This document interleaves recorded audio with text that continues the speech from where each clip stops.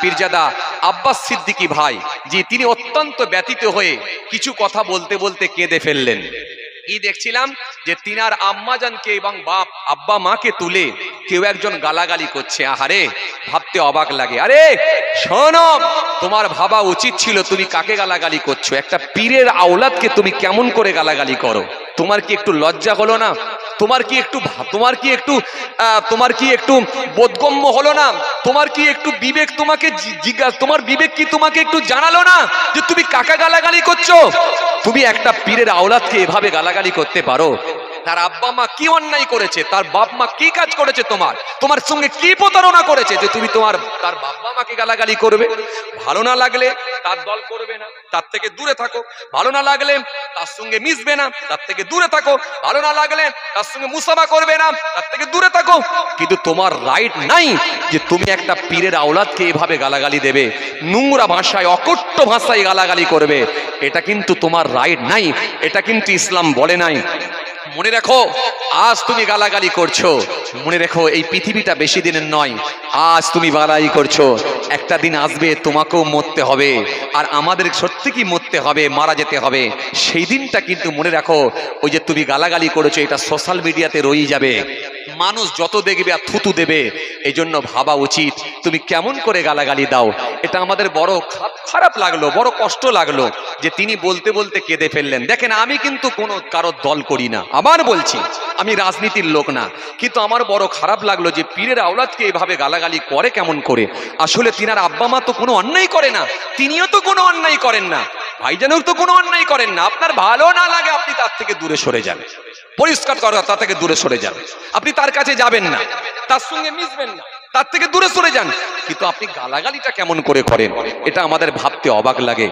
এই জন্য ভাইয়ের আমার, এই জিনিসগুলো থেকে আমাদের বিরত থাকা উচিত, এই জিনিসগুলো থেকে আমাদের দূরে থাকা উচিত। এই পৃথিবীতে কোনোদিন চিরকাল কেউ মানুষ থাকবে না। এই জন্য মহান আল্লাহ কোরআনে কারীমের মধ্যে তিনি শিখিয়ে দিয়েছেন, জানিয়ে দিয়েছেন, মিথ্যা থেকে তোমরা বেঁচে থাকো, খুন থেকে তোমরা বেঁচে থাকো, হত্যা থেকে তোমরা বেঁচে থাকো। ইসলাম শিক্ষা দিয়েছে এই জিনিসগুলো থেকে আমাদের অবশ্যই অবশ্যই বিরত থাকা দরকার, কারণ আল্লাহর দরবারে কিন্তু আমরা না হলে মুখ দেখাতে পারবো না। যাই হোক ভাইরা আমার, এই মহরম মাস আমাদের সামনে দিয়ে চলে যাচ্ছে। বিচ্ছিন্ন কিছু ঘটনা যদি ঘটে থাকে, কিন্তু মুসলমানকে যদি একটা পেয়ে যায়, সেগুলোকে একটা পেলে 100 করে লম্বা করে সোশ্যাল মিডিয়ার মাধ্যম দিয়ে বড় বড় মিডিয়াগুলো এসে আপনার কি বলে আপনার কি বলে ইলেকট্রনিক মিডিয়া, এ সমস্ত যে গদি মিডিয়াগুলো আছে, তারা মানুষের সামনে এমন ভাবে অপপ্রচার করে যেন মনে হচ্ছে সমস্ত অপরাধী এরাই। আর আফসোস লাগে। মনে রাখবেন, বিচ্ছিন্ন কিছু ঘটনা ঘটতে পারে, সে যেই হোক, সে মুসলমান হোক, সে অমুসলিম হোক, সে কোনো হিন্দু ভাই হোক, সে কোনো শিখ ভাই হোক, সে কোনো দলিত হোক, যেই হোক, অপরাধী অপরাধী। অপরাধীকে কখনো আপনি অপরাধী না বলে পালিয়ে যাবেন না, অপরাধীকে অপরাধী বলুন। সন্ত্রাসবাদীর কোনো জঙ্গি হয়, সন্ত্রাসবাদীর কোনো ধর্ম হয় না, জঙ্গির কোনো ধর্ম হয় না, আতঙ্কবাদীর কোনো ধর্ম হয় না, অপরাধীর কোনো ধর্ম হয় না। আসলে অপরাধী যারা, তাদেরকে চিহ্নিত করে ভারতবর্ষের আইন অনুযায়ী, দেশের সংবিধান অনুযায়ী, ভারতবর্ষের ল অনুযায়ী, কানুন অনুযায়ী, দেশের সংবিধান অনুযায়ী আইনের আওতায় এনে তাদেরকে দৃষ্টান্তমূলক শাস্তি দেওয়া দরকার। কিন্তু তা না করে আমরা অবাক হয়ে যাই, আমার বোধগম্য হয় না, আমি অবাক হয়ে যাই যে কেমন করে পারে এই সমাজের মানুষ, কি করে পারে।